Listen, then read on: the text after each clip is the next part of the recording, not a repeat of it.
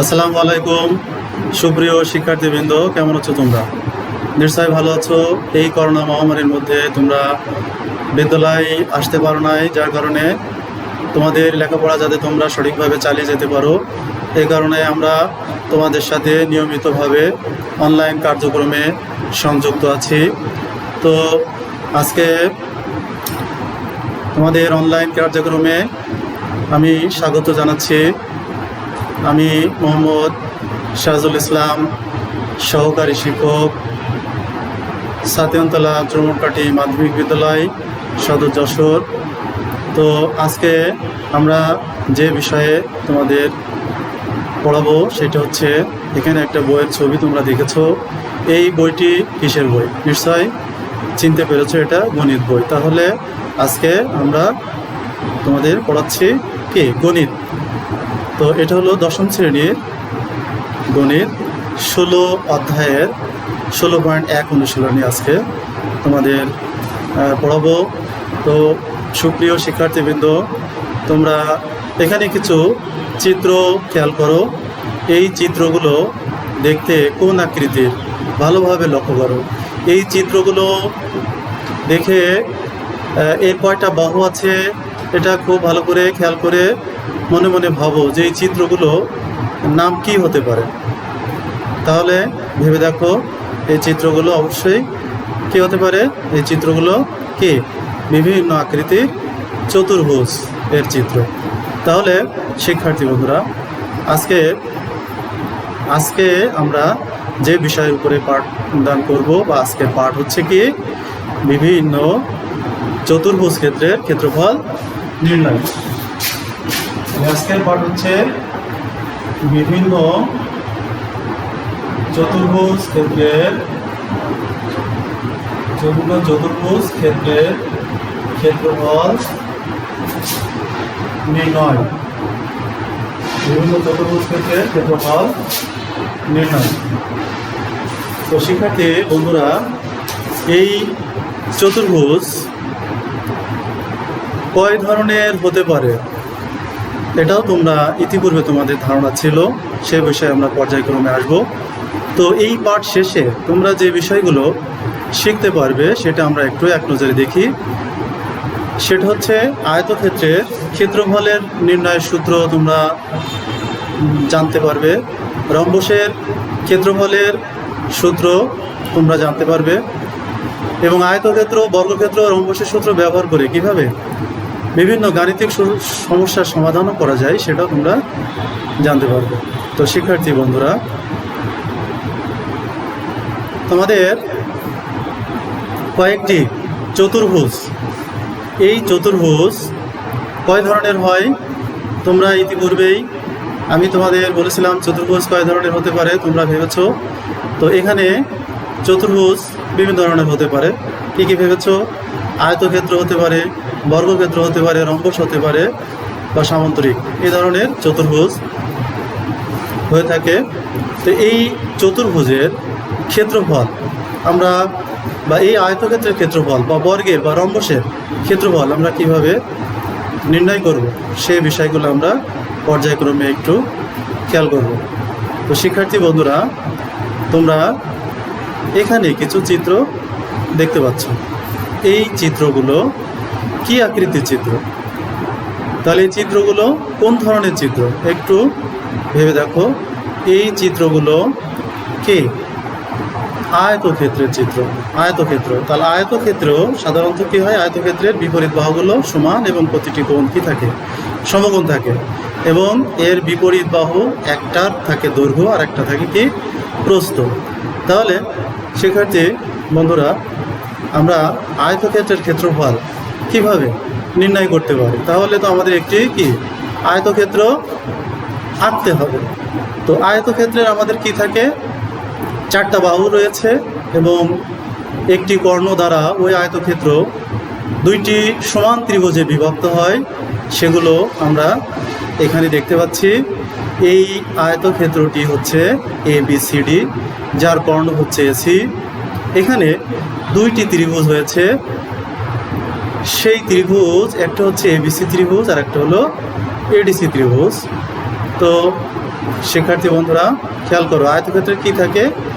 দৈর্ঘ্য আর কি থাকে? প্রস্থ। তো দৈর্ঘ্যকে যদি আমরা এ দিয়ে প্রকাশ করি এবং প্রস্থকে যদি আমরা বি দিয়ে প্রকাশ করি, তাহলে এই আয়তক্ষেত্রের ক্ষেত্রফল কিভাবে নির্ণয় হয় সেটা আমরা একটু খেয়াল করি। তাহলে ABCD আয়তক্ষেত্রের ক্ষেত্রফল হয় এই দুইটা ত্রিভুজের ক্ষেত্রফল বা যে কোনো একটা ত্রিভুজের ক্ষেত্রফল বের করে সেখানে কি করতে হবে? যেহেতু দুইটা ত্রিভুজই সমান, তাহলে 2 দিয়ে গুণ করতে হবে। তাহলে শিক্ষার্থী বন্ধুরা এখানে আমরা একটু বোর্ডেও খেয়াল করি, সেটা হচ্ছে এই আয়তক্ষেত্র, যে আয়তক্ষেত্রে এইটা হচ্ছে আমাদের ABCD আয়তক্ষেত্র, যার কর্ণ হচ্ছে AC, যার কর্ণ হচ্ছে AC। এই AC কর্ণ দ্বারা এই আয়তক্ষেত্রটিকে দুইটি ত্রিভুজে সমান দুইটি ত্রিভুজে ভাগ হয়ে গেছে। একটার নাম হয়েছে ABC ত্রিভুজ আর একটার নাম হচ্ছে কি ADC ত্রিভুজ। এই আয়তক্ষেত্রের দৈর্ঘ্য হচ্ছে এটাকে আমরা A দিয়ে প্রকাশ করলাম, এটাকে B দিয়ে প্রকাশ করলাম। তাহলে এই আয়তক্ষেত্রের ক্ষেত্রফল কি? এই দুইটা ত্রিভুজের ক্ষেত্রফলের যোগফলের সমান, অথবা যে কোনো একটা ত্রিভুজের ক্ষেত্রফল বের করে তাকে 2 গুণ করলেও হয়ে যাবে। তাহলে আমরা কি করব? আয়তক্ষেত্র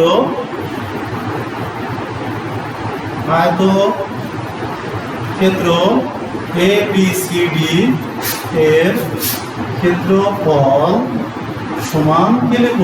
2 গুণ ত্রিভুজ ABC এর ক্ষেত্রফল। তাহলে এখানে খেয়াল করো যে ABC ত্রিভুজ, এটা কি ত্রিভুজ? সমকোণী ত্রিভুজ। আয়তক্ষেত্রের প্রতিটা কোণ কি থাকে?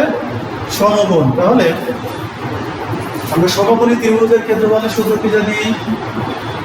হাফ ইন্টু ভূমি মানে কত?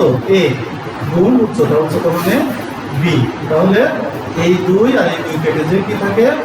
AB বর্গ একক। তাহলে এখানে আমরা কি দেখলাম? আয়তক্ষেত্রের ক্ষেত্রফল সমান আসলো কি? দৈর্ঘ্য গুণ প্রস্থ। আয়তক্ষেত্রের ক্ষেত্রফল সমান দৈর্ঘ্য গুণ প্রস্থ। তো এটা তোমরা খেয়াল করলে যে কিভাবে আয়তক্ষেত্রের ক্ষেত্রফল আমাদের আসলো। শিক্ষার্থী বন্ধুরা তোমরা আরও কিছু চিত্র দেখতে পাচ্ছ। এই চিত্রগুলো কি ধরনের চিত্র? তো এখানে দেখা যাচ্ছে যে প্রত্যেকটা বাহুই কিন্তু সমান। তাহলে প্রত্যেকটা বাহুই সমান থাকে কোন ধরনের চিত্রের? বর্গের বা বর্গক্ষেত্র। তাহলে এই বর্গের ক্ষেত্রফল আমরা কিভাবে নির্ণয় করব সেটাও আমরা একটু দেখি। তো বর্গের কি থাকে? বর্গেরও কিন্তু কর্ণ থাকে। সেই কর্ণ দ্বারা ওই বর্গটি দুইটি সমান ত্রিভুজে কি হয়? বিভক্ত হয়। তো এখানে আমরা খেয়াল করছি ABCD একটি বর্গ। এই বর্গের কর্ণ হচ্ছে AC দ্বারা এখানে কি দুইটা সমান ত্রিভুজে বিভক্ত হয়েছে। একটার নাম ABC আর একটার নাম কি ADC ত্রিভুজ। এবং এই আয়তক্ষেত্রের প্রতিটা বর্গক্ষেত্রের প্রতিটা বাহুই কি সমান থাকে। এই বর্গের বাহুগুলো আমি ধরে নিলাম A। তাহলে শিক্ষার্থী বন্ধুরা এই বর্গের ক্ষেত্রফল আমরা কি করে বের করব? তাহলে আমরা খেয়াল করছি এখানেও বর্গের কি দুইটা সমান ত্রিভুজ আছে। তাহলে যে কোনো একটা ত্রিভুজের ক্ষেত্রফল বের করে 2 গুণ করলেও একই বিষয় হবে। তাহলে সেটা আমরা একটু বোর্ডে খেয়াল করি। সেটা হচ্ছে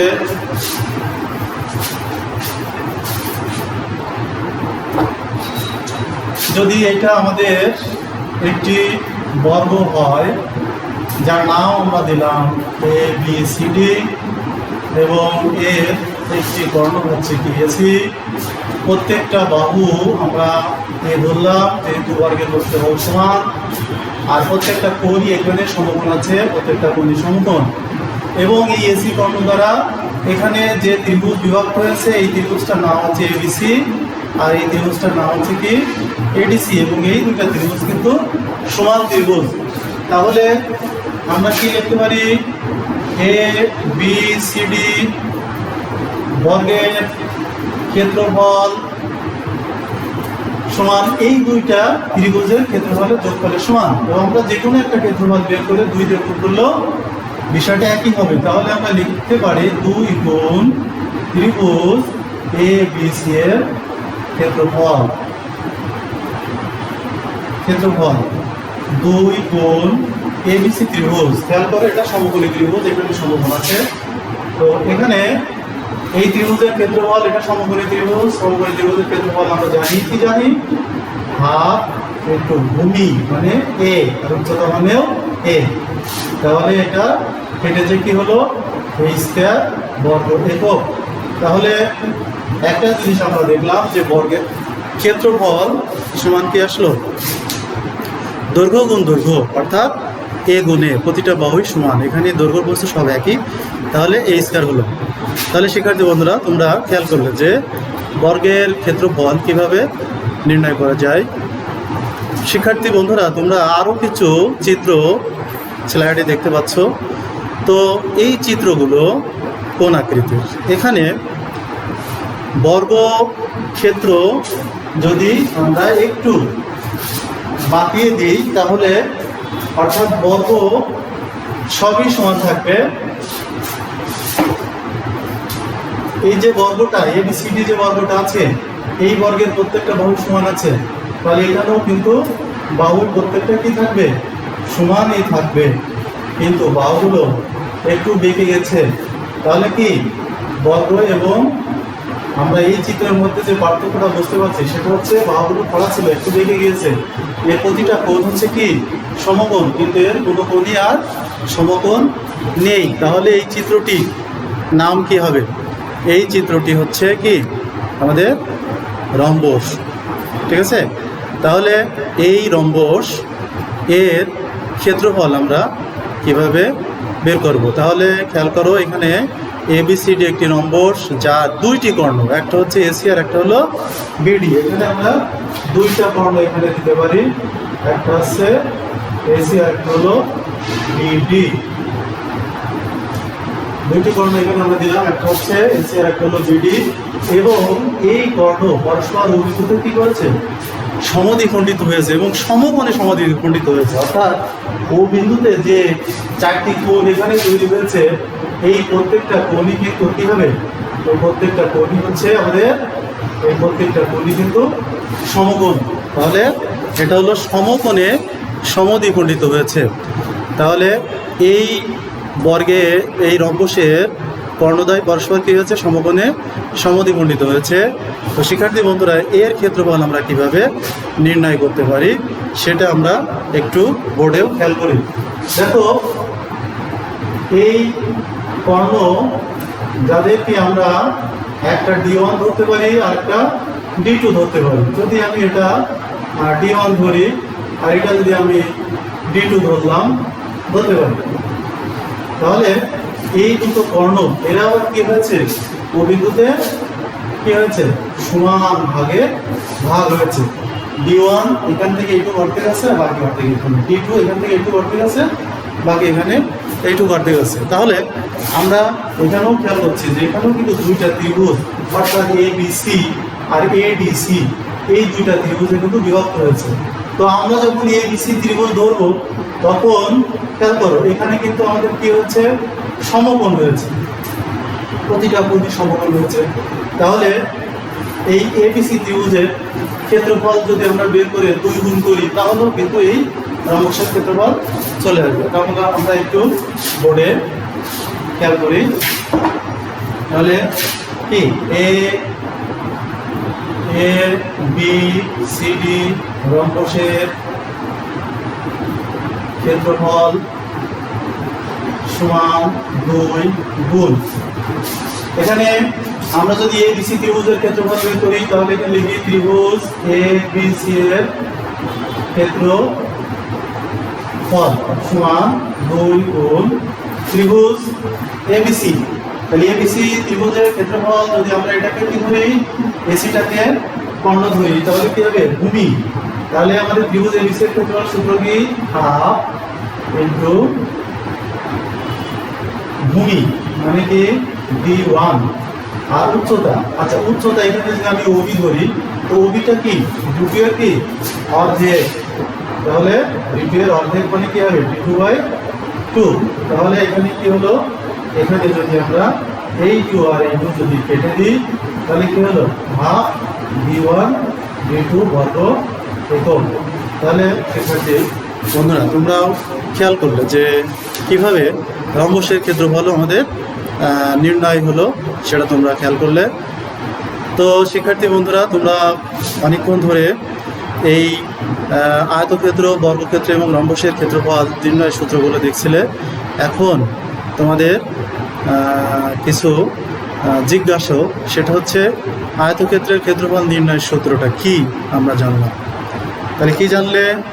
আয়তক্ষেত্রের ক্ষেত্রফল নির্ণয়ের সূত্র হচ্ছে কি দৈর্ঘ্য গুণ প্রস্থ ছিল। বর্গক্ষেত্রের ক্ষেত্রফল নির্ণয়ের সূত্র কি?